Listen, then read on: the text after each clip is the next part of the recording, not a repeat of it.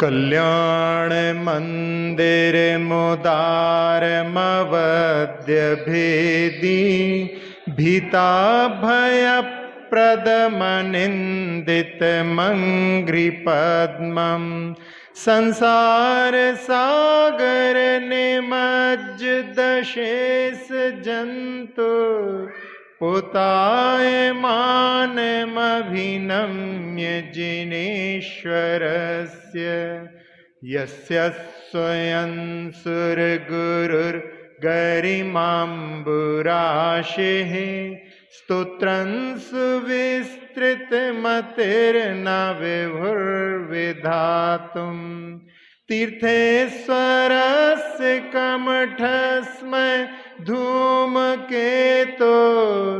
तस्याहमेष किल संस्तवनं करिष्ये। दूसरे काव्य को अपन लेते हैं। यस्य स्वयं सुरगुरुर गरिमाम्बुराशेः यस्य स्वयं सुरगुरुर गरिमाम्बुराशेः यस्य स्वयं सुरगुरुर गरिमाम्बुराशेः स्तोत्रं सुविस्तृतमतिर्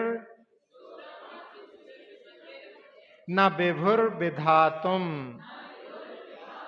स्तोत्रं सुविस्तृतमतिर्न विभुर्विधातुम्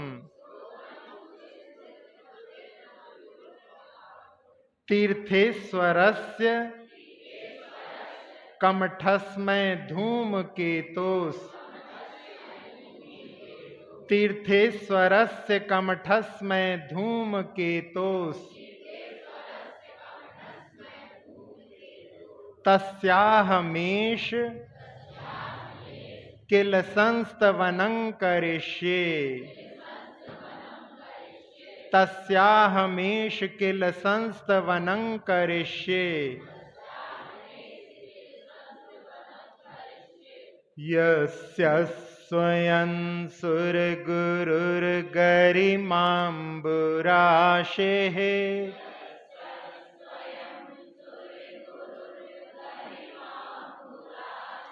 यस्य स्वयं सुरगुरुर्गरिमाम्बुराशेः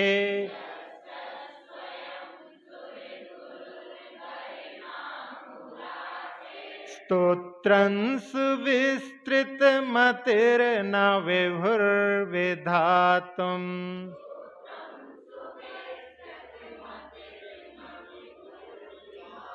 स्तोत्रं सुविस्तृतमतिर्न विभुर्विधातुम्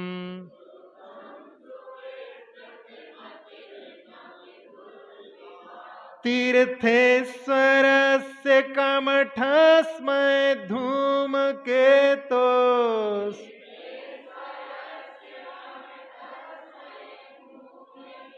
तीर्थेश्वरस्य कमठस्मै धूमकेतोस्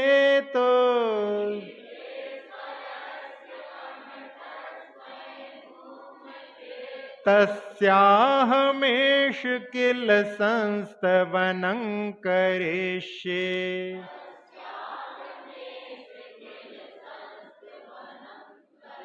तस्याहमेष किल संस्तवनं करिष्ये।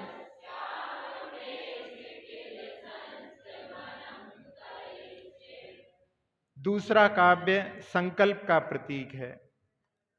दूसरे काव्य में आचार्य महाराज कह रहे हैं, यस्य स्तोत्रम विधातुम, जिनके स्तोत्र को बनाने के लिए, करने के लिए, सुविस्तृत मति ही, जिनकी अच्छी विस्तृत मति है, विस्तार से सब कुछ जानने में समर्थ है। सुरगुरु विभुना, सुरगुरु बृहस्पति को, देवताओं के गुरु को कहा जाता है। वो बृहस्पति भी जिनके स्तवन करने के लिए, जिनकी विस्तृत मति है, समर्थ नहीं है। कमठस्मय धूम केतोः तस्य तीर्थेश्वरस्य। जो कमठ के इसमें यानी मान के लिए धूम केतु, धूम शब्द होता है धुआं के लिए और केतु शब्द आता है ध्वजा के लिए। तो ध्वजा धुएं की किसकी होती है? अग्नि की ध्वजा धुआं होती है। अग्नि को अपन धुआं के माध्यम से पहचान सकते हैं। तो जो कमठ के मान के भंजन के लिए अग्नि के समान हैं, ऐसे तीर्थेश्वर का, यानी इसके माध्यम से ये पार्श्वनाथ भगवान की स्तुति है, ये हमारे लिए ज्ञात होता है। किल एष अहम संस्तवनं करिष्ये, ऐसा मैं ऐसे भगवान का स्तवन करूंगा। ये संकल्प का प्रतीक दूसरा काव्य है। जिनका स्तवन करने में विस्तृत बुद्धि वाले बृहस्पति भी समर्थ नहीं है, उन भगवान का जिन्होंने कमठ के मान को भंजन करने के लिए जो अग्नि के समान है, ऐसे तीर्थंकर का मैं स्तवन करूंगा।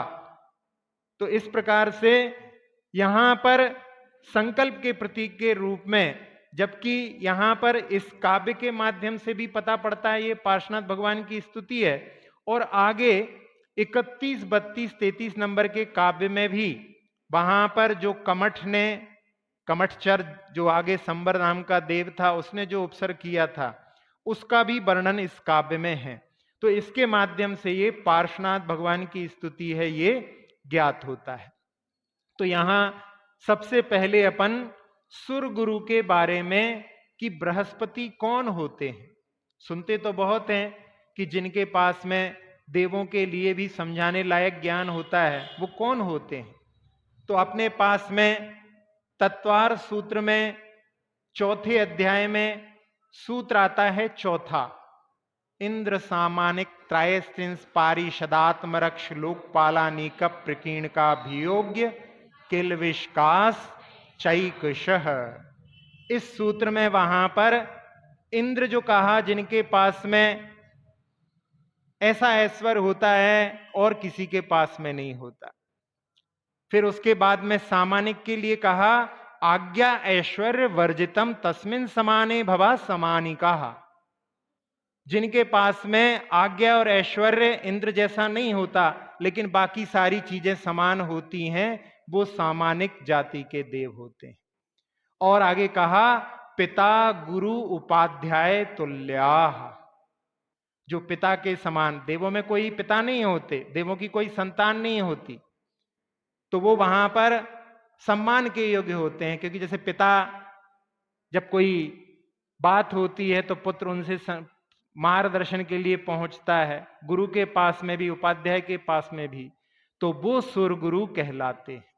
तो बृहस्पति जो है सामानिक जाति के जो देव होते हैं, उनको सुर गुरु बृहस्पति कहा जाता है। उनकी बड़ी विस्तृत मति होती है, इसी बात को यहां पर लिखा है।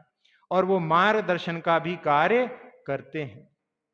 जब मल्लीनाथ भगवान गृहस्थ अवस्था में, जब उनके विवाह की तैयारियां चल रही थीं और उन्होंने जिनालय की ध्वजा देखी, और उस ध्वजा को देख करके उनको अपने पूर्व में अपराजित में वो अहमेंद्र थे, और उसका स्मरण हो आया।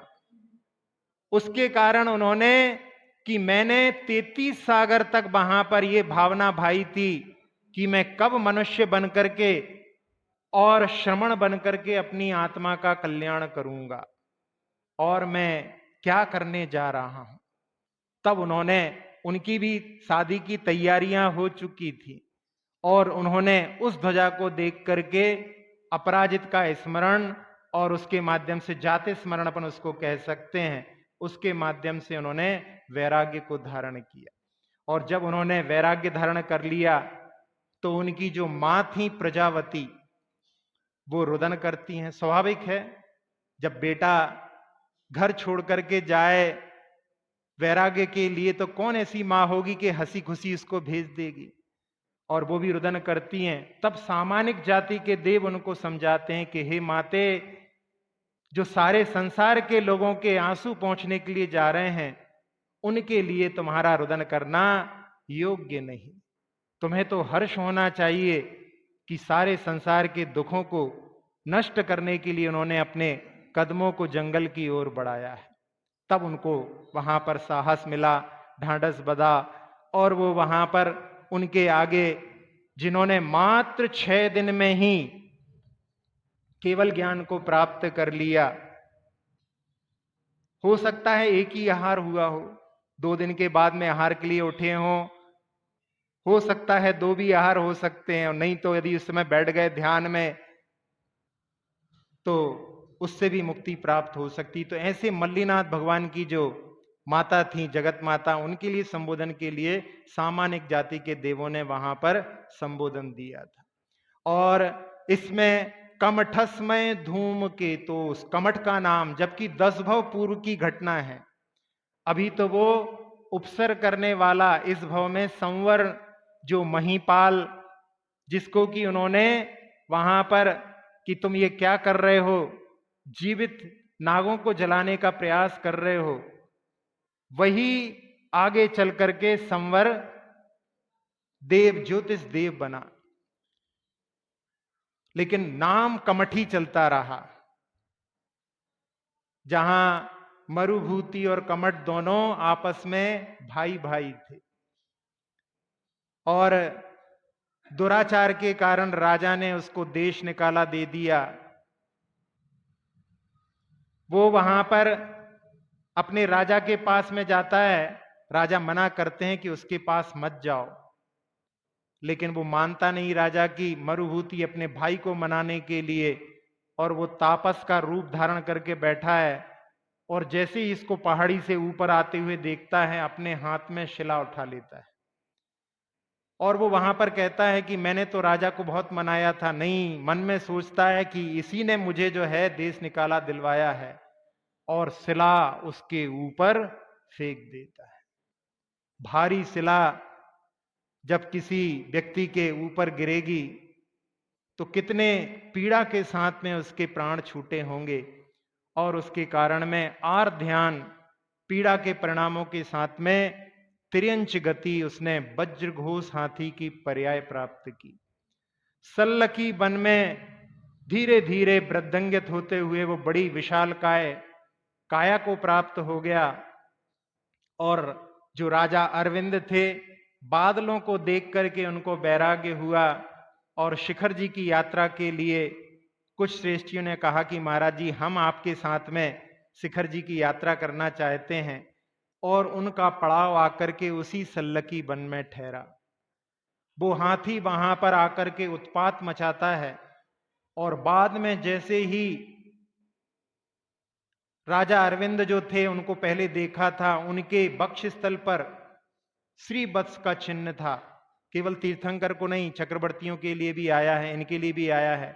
बरांग कुमार के पिता धर्मसेन के बारे में भी आता है कि उनके भी वक्षस्थल पर चिन्ह था, और उसको देख करके बिल्कुल शांत हो जाता है।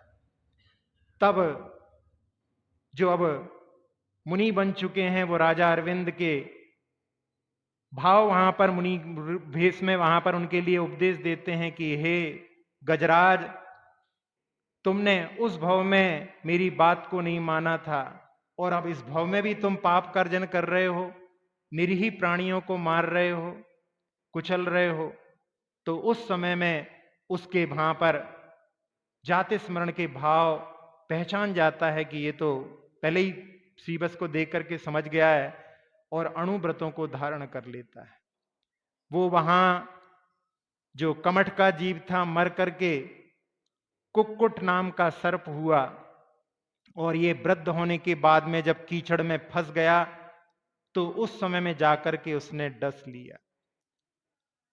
समता के साथ में अणुव्रतों का पालन करते हुए वज्रघोष हाथी का जीव सहस्रार स्वर्ग में जाकर के उत्पन्न हुआ, और वो कुक्कुट सर्प मर करके नरक जाता है, और वहां से आने के बाद में पंचम नरक से आने के बाद में अजगर की पर्याय को प्राप्त होता है। और ये सहस्रार स्वर्ग से पार्श्वनाथ भगवान का जीव च्युत होकर के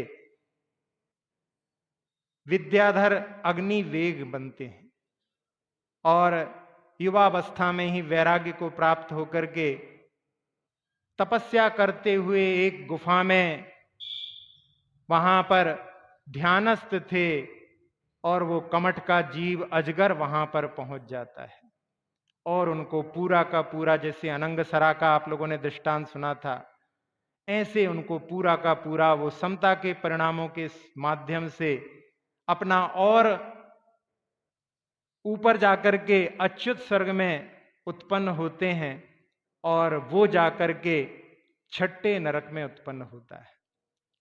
फिर वहां से आने के बाद में पार्श्वनाथ भगवान का जीव वज्रनाभि चक्रवर्ती बनता है। वज्रनाभि चक्रवर्ती आदिनाथ भगवान का जीव भी है, लेकिन ये वज्रनाभ चक्रवर्ती जिनकी आप वैराग्य भावना में पढ़ते हैं, वो वाले वज्रनाभ चक्रवर्ती पार्श्वनाथ भगवान की स्तुति है, क्योंकि वो वैराग्य भावना पार्श्व पुराण का एक भाग है।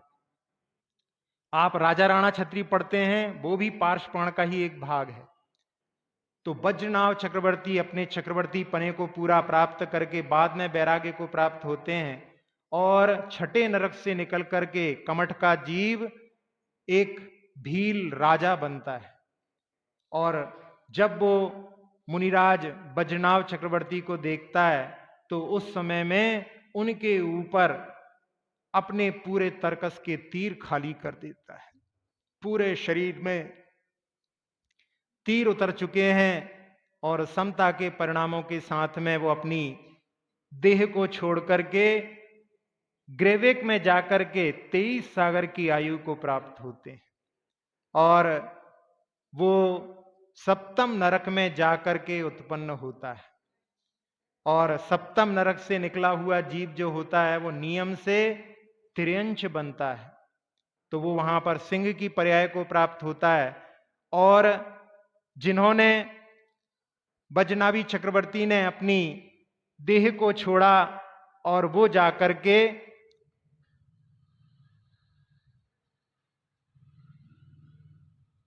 ग्रेवेक से आने के बाद में, ग्रेवेक तो बता दिया था आपको, ग्रेवेक में जाकर के 23 सागर की आयु में, और वहां से आने के बाद में वो अयोध्या में आनंद नाम के राजकुमार बनते हैं। और जब वो दीक्षा लेते हैं उसके पहले उन्होंने एक सूर्य जैसा विमान जैसा मंदिर बनवाया था और तभी से संसार में सूर्य की आराधना होने लगी।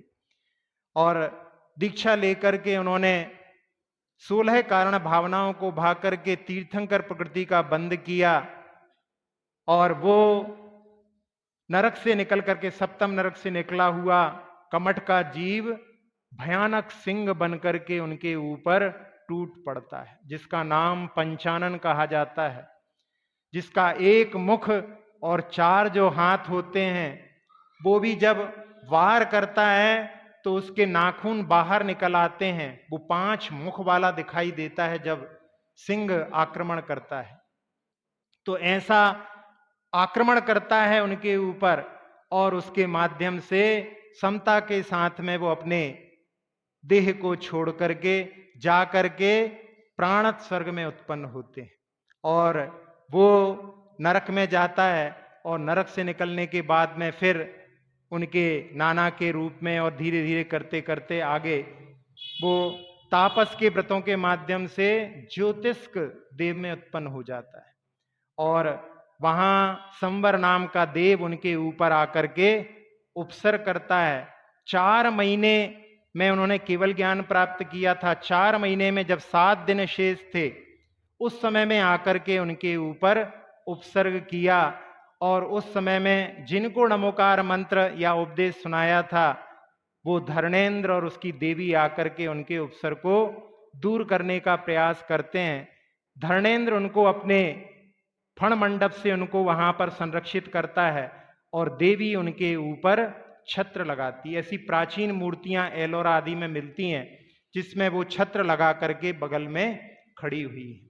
तो ऐसे जहां पर कह रहे हैं कि जहां कमठ के स्मय के लिए, कमठ के मान के लिए जो अग्नि के समान थे, जिन्होंने समता रूपी अग्नि के माध्यम से उसके अहंकार को जीत लिया था, ऐसे पार्श्वनाथ भगवान के यहां पर कह रहे हैं आचार्य महाराज कि ऐसे तीर्थंकर का एष अहम संस्तवनं करिष्ये, मैं उनका स्तवन करूंगा। ऐसा संकल्प का प्रतीक ये दूसरा काव्य है।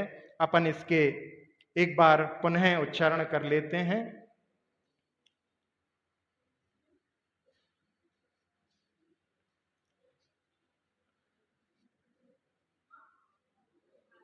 यस्य स्वयं सुरगुरुर्गरिमाम्बुराशिः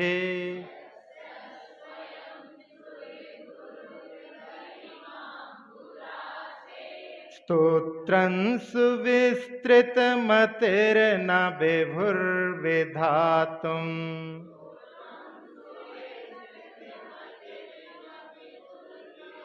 तीर्थेश्वरस्य कमठस्मै धूमकेतो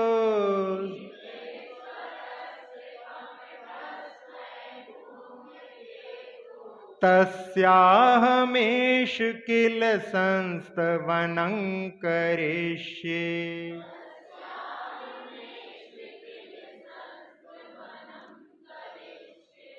तो जिनके स्तवन करने के लिए सुरगुरु बृहस्पति भी समर्थ नहीं है, ऐसे भगवान का स्तवन करने के लिए, जो कि कमठ के मान के लिए अग्नि के समान है, ऐसे दूसरे काव्य में संकल्प का प्रतीक। अब अपन इसके पद्यानुवाद को देख लेते हैं।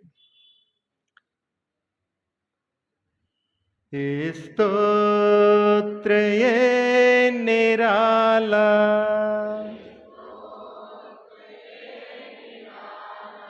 कहीं कहीं आवाज ऐसी आती है स्त्रोत, और एक जगह लिखा भी है वहां पे बाहर जो लिखा है ना, वहां पे स्त्रोत लिखा हुआ है। ये स्त्रोत नहीं है, स्तोत्र। पहले ता है, बाद में त्रा है, इसलिए उच्चारण में अपन इसका सही उच्चारण करेंगे। स्तोत्र ये निराला सब दुख को हरने वाला,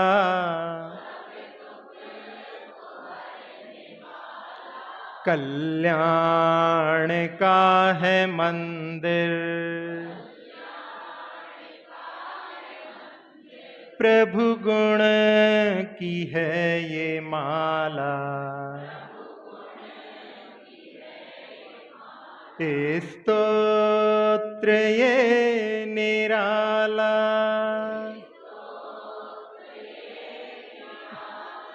अत्यंत बुद्धिधारी, गुरु भी सुरों का हारा,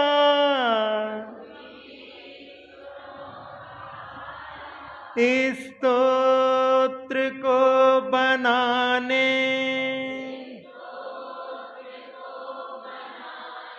निश्चय है दृढ़ हमारा,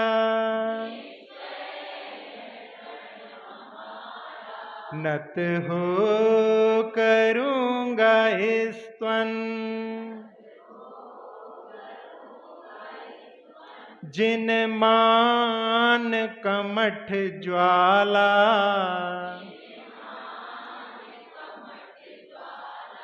कल्याण का है मंदिर, प्रभु गुण की है ये माला।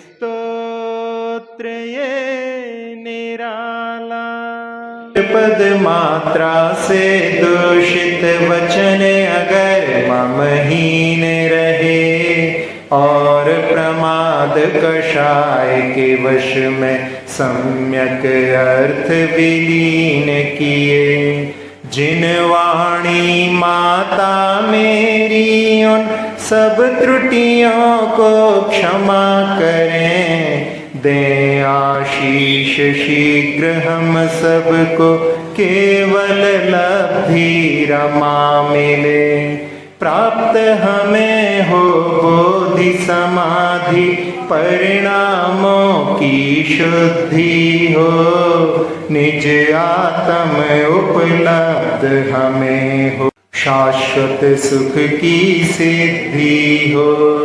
चिंतित वस्तु दात्री माता, चिंतामणि उपमा भाती, करो वंदना पूर्ण विनय से, चरण रखूं मैं ये पाती।